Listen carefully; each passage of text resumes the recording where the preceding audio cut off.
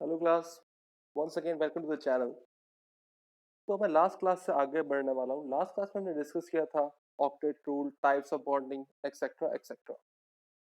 उससे आगे बढ़ते हुए अब मेटल नॉन मेटल्स में एक बहुत छोटा सा टॉपिक है लेकिन अच्छा टॉपिक है एनटीएससी के लिए, दैट इज अलॉयज। अब अलॉय होते क्या है?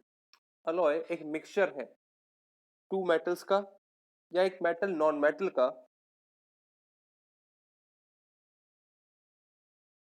अब दो मेटल को मिक्स कैसे किया जाए? तो बहुत सिंपल सा मेथड है। आपको उन दोनों मेटल्स को किस स्टेट में लेना है? उसकी मोल्टन स्टेट में लेना है। जिस रेशियो में आपको चाहिए 50-50, 60-40 में आप उसे मिक्स कर देंगे मेल्ट करके, थोड़ा सा स्टेयर करेंगे और उसके बाद उसके कूल होने का इंतजार करेंगे टिल द रूम टेम्परेचर। और फिर हम अलॉयज बनाते ही क्यों हैं? क्या जरूरत पड़ी है कि हमें अलॉय बनाना पड़ेगा? बहुत सिंपल सा रूल है। आपका जो अलॉय है जिन मेटल से मिलके बनता है उससे ज्यादा स्ट्रांग होता है, उनसे ज्यादा हार्ड होता है और कोरोजन भी इसका काफी कम होता है, कोरोजन के रेजिस्टेंट होता है, इसका कोरोजन नहीं हो पाता है आराम से। और दूसरा, इनका मेल्टिंग पॉइंट मेटल से कम होता है। और लास्ट, इसकी इलेक्ट्रिकल कंडक्टिविटी काफी कम होती है। इसी वजह से, क्योंकि इनकी इलेक्ट्रिकल कंडक्टिविटी कम होती है, हम अलॉयज का यूज करते हैं हीटर्स में और वाटर बॉयलर्स में। क्योंकि इनका रेजिस्टेंस ज्यादा होता है, कंडक्टिविटी कम है, तो ज्यादातर इलेक्ट्रिसिटी जो पास होती है वो किस फॉर्म में जाएगी? हीट फॉर्म में। और वो हीट आपका हीटर में और वाटर बॉयलर में काम आता है।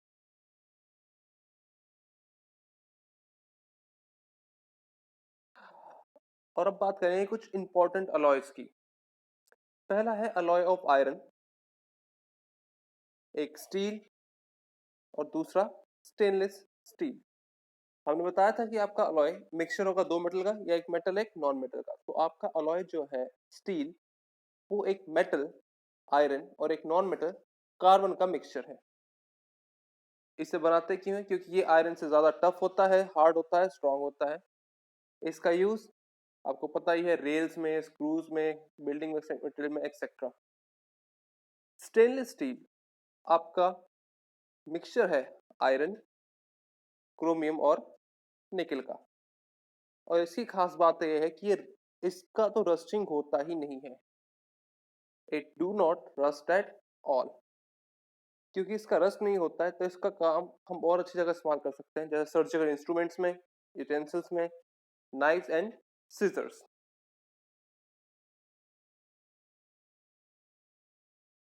नाउ अलॉयज ऑफ एल्यूमिनियम, तीन अलॉयज हैं: magnalium, alnico and duralumin. Magnalium, magnesium, aluminium. क्योंकि ये एल्यूमिनियम का अलॉय है तो मैक्सिमम परसेंटेज एल्यूमिनियम का होगा, 95% एल्यूमिनियम, 5% मैग्नीशियम। लाइट और हार्ड होता है एल्यूमिनियम, तो इसलिए बनने वाला अलॉय भी काफी लाइट होता है और हार्ड होता है। इसका इस्तेमाल करते हैं लाइट इंस्ट्रूमेंट्स में और प्रेशर कुकर्स में। Then we have alnico. इसके नाम के अंदर ही इसके मेटल्स हैं: A L aluminium, Ni N I nickel, C O cobalt. इसकी खास बात यह है कि इसकी मैग्नेटिक प्रॉपर्टी बहुत अच्छी होती है, क्योंकि ये काफी अच्छा मैग्नेटिज्म शो करता है, इसलिए इसका इस्तेमाल करते हैं making powerful magnets. And last is duralumin, जो एक खास तरह का अलॉय है specially for aircrafts and helicopter jets, light weight and strong. तो इसके अंदर 95% एल्यूमिनियम, 4% कॉपर और 0.5% मैग्नीज एंड मैग्नीशियम।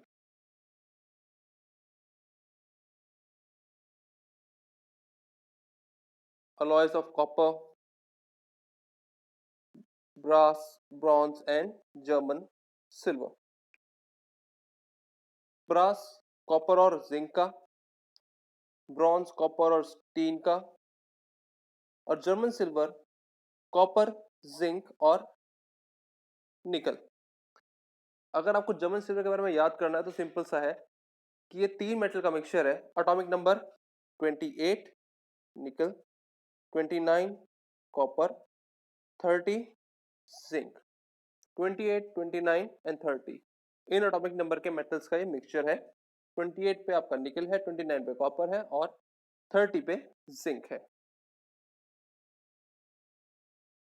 अब ब्रास की खास बात ये है, ये ज्यादा मेलेबल होता है, इसलिए इसके पाइल्स बनते हैं, बर्तन बनते हैं और नट्स और बोल्ट्स बनते हैं। ब्रॉन्ज भी आपको पता है, तांबा जिसके मेडल बनते हैं, काफी अच्छा रेजिस्टेंट मेटल होता है, इसलिए इसके सिक्के बनाते हैं और मूर्तियां बनाते हैं।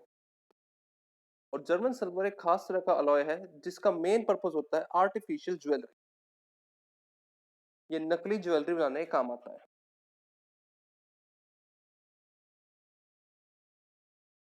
And next is alloy of gold. Gold का क्या अलॉय होता है? आपने एक टर्म सुनी होगी 24 कैरेट, जिसका मतलब होता है 100% गोल्ड। लेकिन आपका जो 100% गोल्ड होता है वो काफी सॉफ्ट होता है। ये इतना सॉफ्ट होता है कि अगर आपकी कोई गोल्ड ज्वेलरी है और वो 100% गोल्ड गिर जाए तो या तो टूट जाएगी या मुड़ जाएगी।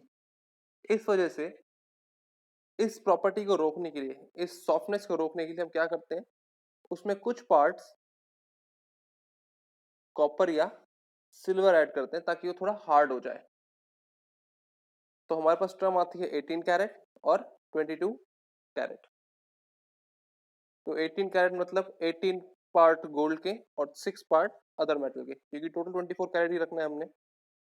तो इसका होगा तो 18 पार्ट गोल्ड, 24 टोटल था इंटू 100, 75% गोल्ड है, बाकी दूसरा मेटल है।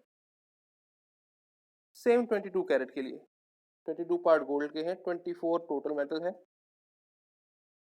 तो 91.16% गोल्ड है, बाकी दूसरे मेटल्स हैं। And next is amalgam. ये एक स्पेशल अलॉय है, खास तरीके का अलॉय है, ओनली फॉर मर्क्यूरी। अगर किसी ने कह दिया कि इस मेटल का अमलगम है, तो मतलब दोनों मेटल में से, अलॉयज के दोनों मेटल में से एक मेटल मर्क्यूरी है। और इसकी खास बात क्या है, ये एक होमोजेनियस मिक्सचर है। अब जो दो मेटल हम पढ़ने वाले हैं अलॉयज, एक सोडियम अमलगम, एक टीन का, और एक अमलगमेशन प्रोसेस क्या होती है। सोडियम अमलगम एक सोडियम मेटल है, दूसरा मरकरी होगा। टीन अमलगम एक टीन है, दूसरा मरकरी होगा। अब सोडियम अमलगम की बात करें तो क्या आप जानते हैं कि सोडियम जो आपका हाईली रिएक्टिव होता है, जैसे आप इसे मरकरी के साथ कंबाइन करते हैं, ये क्या करेगा, रिएक्टिविटी को घटा देता है।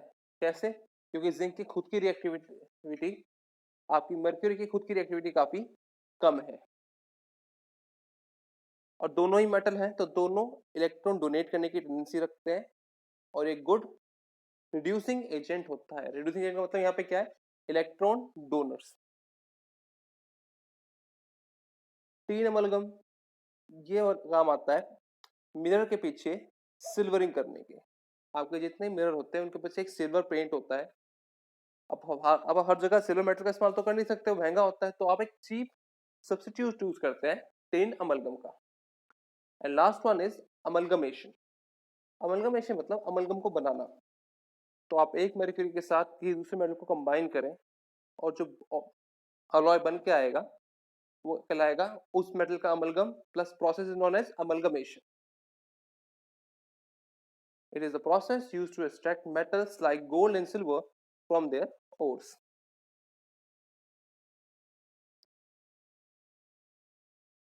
Now, अब कुछ क्वेश्चन प्रैक्टिस करते हैं।